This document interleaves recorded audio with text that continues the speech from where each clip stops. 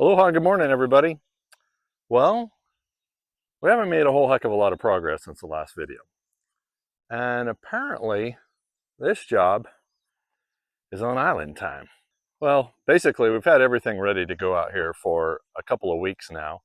We've had all of our inspections done, all the rebars in, we got all of the plumbing put up, got a box over there, I don't know if you can see it or not, ready for the shower. All the rebars in, tied, we got all the bolts in, everything's ready to go, ready to pour. All the inspections done, we've passed everything. Um, And we had a concrete contractor all lined up to come do the work mid-September. And then the guy quit taking our calls. Wouldn't answer text, wouldn't answer a phone call, wouldn't answer email, anything. After a week and a half of that, I finally told the guy, uh, on text, I'm going to go look for somebody else. Apparently he didn't care because he never called us back. So that left us in a position where we had to find another contractor. So now I found one, and supposedly we're going to pour October 1st. That's what we're currently scheduled at. I got to check in with the guy here in a few days to make sure we're still lined up and everything's ready to go. But right now, it's just all sitting here getting rained on every day. So we're doing some other things to try and keep ourselves busy, which I'll show you. So those of you that have been here to Hawaii know about this little shed that we built about 6 months ago. And we put it here temporarily. It's just sitting on blocks, and we've always known that we're going to have to move this thing. But we wanted it close to where the house is because we keep a few tools in there, not much, but we keep a few things in there. And it's nice to be able to run down here and get out of the weather sometime. This is before we bought the little tent. But now it's kind of in the way. And so what we're doing is looking at moving it. So you can see up here, come from the top of the foundation up there and then slope down gradually. And we got a bunch of fill dirt back in the back of the house that needs to come around and end up down here. And so the slope's going to end up landing probably out here, in the middle of the shed. So we're looking, as soon as the concrete gets poured, we're probably going to grade the whole thing out, put gravel in the lanai and the carport and get those leveled, and then get all the dirt work kind of better roughed in. I don't want to say final, but pretty close to final. And that just makes it so much easier to work around here, right? You don't have all these lumps and bumps you got to work through, ankle breakers, I call them. So right now we got to move this shed and put it down the hill. So that's what we're working on now while we're kind of waiting for the concrete situation to get figured out and the concrete to get poured. So what we've done is I've come out here in a couple of days and flattened out a spot way downhill. You can see the shed way up there. And we set some pier blocks in, so you can just barely see them, but there's these little, 1 by 1 concrete blocks sitting in the ground. And there's 6 of them, and I've had to dig into the dirt here and fill it in down there. And so the whole idea is we're going to try to empty what little stuff there is in the shed, hook it up with a Jeep, and see if we can drag it down here this coming weekend. It's going to be quite a project. And we can do it without busting the barn in half, or the little shed into pieces. We're going to put a bunch of temporary bracing inside of it, some diagonal stuff to kind of hold it together. It's built pretty good. I'm actually more worried about, it's got a window in the back of it, so I'm more worried about breaking the window than anything else. But that's going to be the job coming up to get this thing done. Another thing we're doing in the lull is getting rid of this big pile of cane grass that's been sitting here. It's just this thing that, I think there's a stump in the middle of all of this, but it's cane grass that's just kind of grown in this one spot on the property. And we don't want it here long term. And so while we got some time, we're going to take it out and get rid of it. And so you can see I've gotten through part of it, but I'm just taking, I think you can see my little hedge trimmer over there. I've just been taking a hedge trimmer and cutting it off and trying to pile it up over there, and then I'll poison everything underneath of it to get rid of all the vegetation, and then probably just put the cane grass on top of it and let it rot for a while. Eventually, after it rots, I'll probably just put it back up on the slope. You can kind of see the house and back behind us over there, the little bit of the footing. So this will maintain the view down the hill. And this thing has grown over time. We've sort of been lax on keeping it cut back. It wasn't probably half this size, but it also attracts the wild hogs that come in here. So they come in here at night and dig the hell out of stuff. It's kind of amazing some of the damage they do around here. But they seem to love this spot, and we're hoping that maybe getting rid of it will mean it attracts less hogs. We'll see. Just to give you an idea of some of the damage the hogs can do, you see all this brown dirt over here? This used to be grass just a weekend ago, and they've come in and rooted this whole thing out and torn up. This is just off of my property onto the neighbor's property, but I'll show you where they're doing it on our property as well. So you can see all along the shed here, all this dug up dirt, all this stuff in here, this is all stuff that the hogs have messed up. It used to just kind of be a pile in here, and they've come in and rooted around all over the place and dug it up. They've kind of gone all the way around the shed, digging around. I think they're looking for worms. Don't know. I put a bunch of rocks around the edge, and that might be the only reason they're not inside my shed right now. They don't like digging through the rocks very much. It seems like they kind of stay away from that. By the way, you like my hat? I like my hat. Cuts down on the amount of sunscreen I have to use dramatically. I think we told some of you guys that at one point Sue came out here on the edge of the slope coming off of the house and put down a bunch of seeds. She planted corn and a whole bunch of stuff, and one of the things she planted was squash. And the only thing that really came up is this squash. And now we have this little bitty baby squash on it, although it's not going to survive and make it to the dinner table. It's got a crack in the side of it now, and there's ants running around in it. So it's not exactly going to be harvestable. But I thought it was kind of weird that I'm sitting next to the shed, literally 6 feet away from where the hogs have been rooting around, and they haven't touched it. I mean, to me, this looks like a nice snack for a hog. But nope, they haven't messed with it, even when it was littler. I mean, it looks like hog snack to me, but what do I know? So maybe we can plant squash before we get a fence. Maybe we'll try it. Then again, could be a disaster.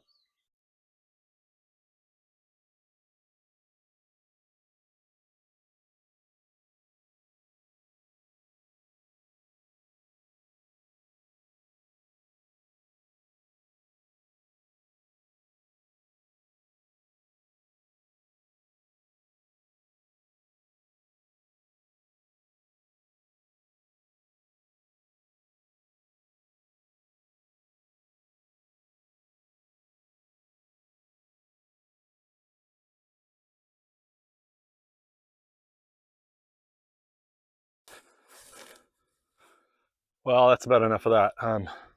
Sweaty, hot, tired, and this this cane grass has something in it that really irritates my skin. So when I get into it very much at all, like I did today, I end up with little red marks on me. So I always wait to do this until right before I go home, because then I jump in the Jeep, drive home, take an antihistamine, get in the shower, and do that kind of thing. This cane grass is just so hard to cut. It is so thick. I mean, a lot of the little branches that come off it are as thick as your thumb. This is nothing you could cut down with a weed eater or something like that. I mean, maybe one of those weed eaters that has a saw blade on it or something, but that's why I use this. I got a DeWalt battery powered like hedge trimmer that does a pretty good job of it. I've done a little bit of raking, a little bit of cleanup, not as much as I'll do. Probably come back into a little bit more, but it was rumored that there was a stump in here. I don't know that I'd ever seen it, but I think Sue did when she dug through the bushes once. We were told there was one here, and it's a big one. I mean, this thing's a couple of feet across, and I just took a couple swipes at it with the Maddox just to see what it's like inside, and it is solid, man. So unless I want to have a day full of digging and chopping and whacking, which I might, I don't know, I haven't made up my mind yet. It's going to be here for a little while. But what we really want to do is get rid of the cane grass here, have real grass, have this be a little meadowy area. Who knows? This might be part of Sue's garden someday. I don't know. I got a big pile of grass over there. Very likely we'll end up, like I said earlier, kind of composting it and putting it on the fill slope over here. But in the meantime, I'll get this the rest of the way raked up. And then the key to this cane grass to kill it off is to just poison the snot out of it. It comes in these big lumps. It's like a bunch grass, but the bunches are this big, filled with 200 stalks the size of my finger. And then there's little ones like this that are smaller, but man, they're just tufts of stuff. The roots go down pretty good. So you got a tractor, they're easy to dig out, but by hand, it's a chore. So, and I want to kill the roots off anyway. So I got Roundup and a spray, and I'll wait for the grass to grow like a foot off the top of them, and then I spray them down really good with Roundup. And that seems to kill them pretty good. Sometimes they come back, but it's going to be one of those things we're just going to continually hit it. Well, that's probably it for today. I'm going to wrap it up, go back to the house. I got to do a couple of hours of work on my day job, finish out my time this week. And then Sue and I will come back tomorrow probably. That's the plan anyway. And see if we can get the shed moved. I'll take a few pictures of that and we'll we'll see how it goes. Aloha and good morning, everybody. So we're going to move this shed to a spot that I dug out and put in those foundation pier blocks, I guess you call them, down the hill. So we're here. So Sue and I are going to see if we can get this done in the next few hours. We'll see how long it takes us. We got the trailer out here because the idea is we're going to take everything out of there. We're going to load it up onto here and then drive it down there. So that'll make it easier rather than just lugging crap down the hill. So that's sort of the first step. We stopped at Home Depot on the way here and Starbucks, of course, because we always got to stop at Starbucks. But at Home Depot, bought a couple chains. So the idea is we'll get everything out of it and then we'll put in a bunch of bracing inside of it. And then we're going to hook up to the back of it and take it out and around the corner and try and get it lined up onto the foundation down there, pulling it with the Jeep. We'll see how this goes. If I got to make little skis for the front of it, first thing we're going to do is just kind of hook up to it and drag it around a little bit and see how it works. If it works great, then we'll just keep doing that. If it doesn't, then we'll do something else. All right, let's get to work. Try not to wipe out the porta potty.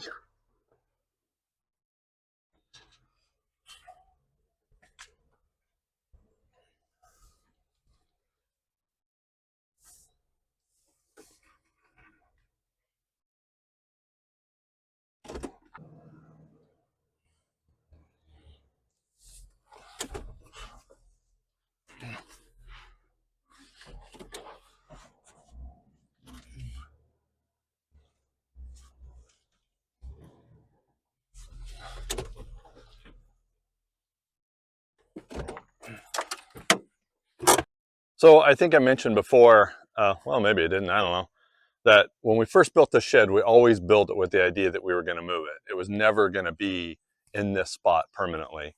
So we built it on these big skids. So it has, I think they're, 4x6s or 4x8s that go all the way down the side and then underneath this front wall and underneath the back wall.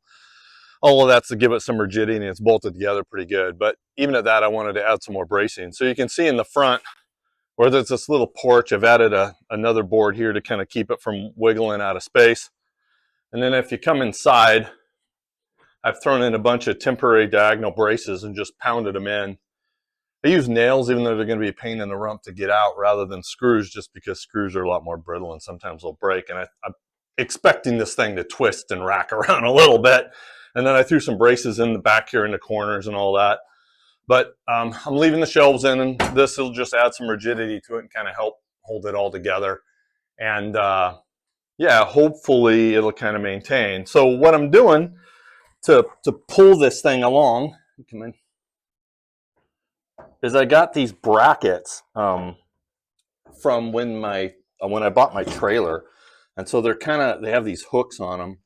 So in order to get hold of this beam, I have a choice if you'd like drilling a hole and getting a chain and just wrapping around. I don't really want to do it. So the first thing we're going to try is these brackets, and you'll see what the other side of them looks like.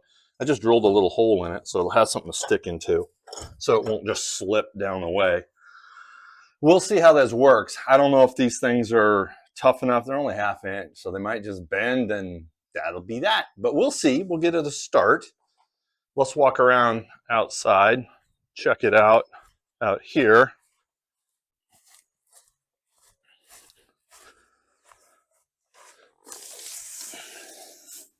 So this is that bracket that came out. I'd almost rather it just be straight, but it comes with this bend in it. So you can see I just stuck it through the middle of the chain, threw some washers on it, tightened up a nut. The idea that we'll pull it, it's going to straighten this thing out quite a bit. Hopefully it doesn't straighten the hook out that's on the inside. We'll see how it goes. I think this first one, it's on these little concrete blocks. You can see where it's sitting there already. So my guess is the first little tug will be pretty easy. What's going to be hard is when it drops off those and digs into the dirt. And that's where I might have to be out here with a car jack, jacking it up and sticking 2x4s under it, doing like the Romans used to do building pyramids, or they're laying wood out all over the place, which will be a pain in the rump because I got a lot of wood hanging around. So what we're going to do now is just get rid of some of these rocks that are going to be a problem and get underneath it and wedge and scatter all over the field. So we'll kind of clear those up and put them in a pile. Then I'm literally just going to hook it up to the back of the Jeep. We're going to give it a gentle pull and see what happens.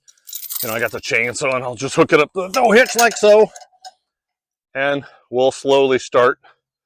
And you know, if it doesn't work, worst case scenario is we just kind of store all of our crap wherever the shed ends up out in the field. All right, we'll get moving rocks and then we'll give it a little tug and see what happens. All right.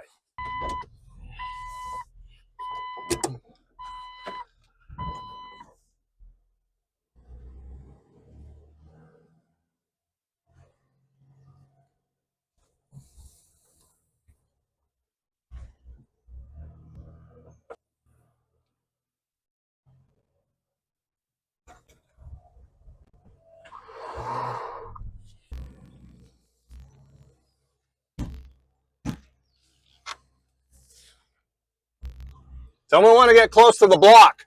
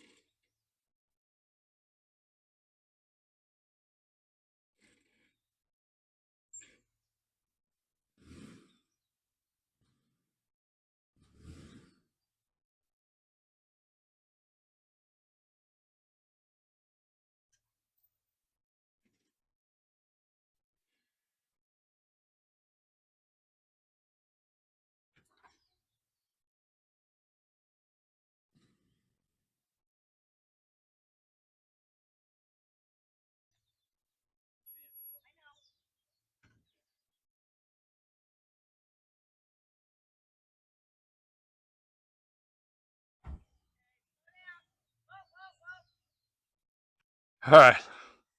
So as you can see, we got it in place. Jeep did pretty good dragging it across the yard here, and I did a little bit of damage to the turf, which will come and kind of tuck some of the grass back into the spots. But quite honestly, we didn't do any more damage than a pig would do in about half an hour. But we got it. It took a lot of little jacking around and a lot of little blocks put underneath it and kind of wedging it and then pulling a little and wedging it and me yelling at Sue. Took a lot of that stuff.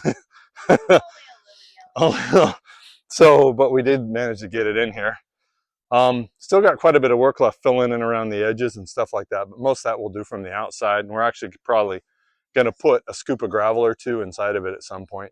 So before we finally call it done. But for right now, it's going to be a matter of doing a bunch of cleanup, putting some stuff inside of it, and kind of getting it so we can store stuff back into it tonight and get all of our stuff in. So I don't know, what's at 1 o'clock or something. We got a couple hours to mess around with that stuff, and I'm going to pull some of my braces out because they're all in the way of where we want to put stuff. But overall, it went fairly well. I mean, it's hard, but it kind of was as expected. All right, now we're going to load it up